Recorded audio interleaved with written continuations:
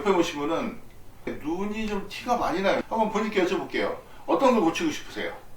아, 눈 앞쪽이 두 군데가 다 사실 마음에 안 들어요. 예. 한쪽은 너무 그냥 밑으로 너무 내려왔다고 해야 되나요? 한쪽은 너무 뻥 뚫린 느낌. 둘 다 전 사실 마음에 들지 않습니다. 예, 둘 다 마음에 안 들어요. 항상 눈 수술하려면 앞쪽이라는 게 이제 내측이죠. 정확히 얘기하면 내측이 문제거든요. 앞쪽이라고 되게 많이 합니다.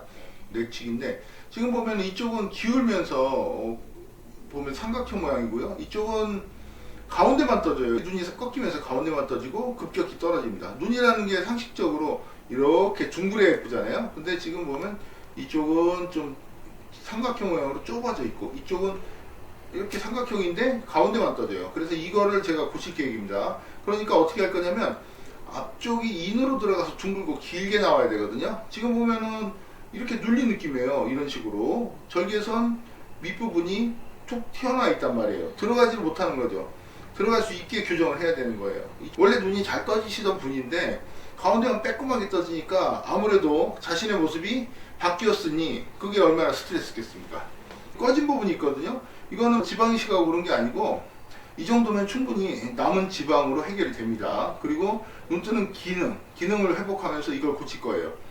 꺼진 부분이 지방이 없어서 꺼졌다. 이거는 뭐 누구나 다 아는 사실을 그렇게 추측을 하는 거죠. 근데 이런 경우는 잘 보시면 안 떠지면서 이 부분이 눈 뜨는 근막이 손상돼서 안 떠지는 거예요. 그래서 그 원인도 알아야 됩니다. 이 앞부분이 항상 문제예요. 상당히 어려운 그런 부분들입니다. 이게 안 돼서 계속 고생을 하시거든요. 수술이 드디어 끝났습니다.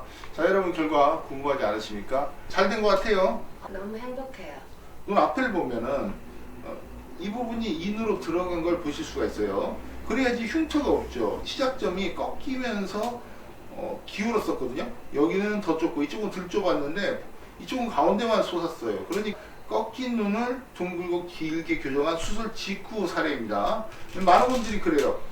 직후 사진이 아니라 뭐 지난 거 봐야 되지 않냐 그러지만 자, 수술 직후에 결과가 좋아야 나중에도 기대를 하는 거죠. 직후가 결과가 엉망인데 나중에 기대할 게 뭐가 있겠습니까? 지금 보면 둥글고 긴 눈 안에서 인으로 나오는 이 부분 처리가 잘 된 거예요. 자, 이거 쉽게 되는 게 아니에요. 되게 어려운 수술이거든요. 전체적으로 꺾인 눈, 이쪽이 밀려서 안 떠지던 눈을 둥글고 길게 교정해서 얼굴 전체 인상을 바꿨는데요.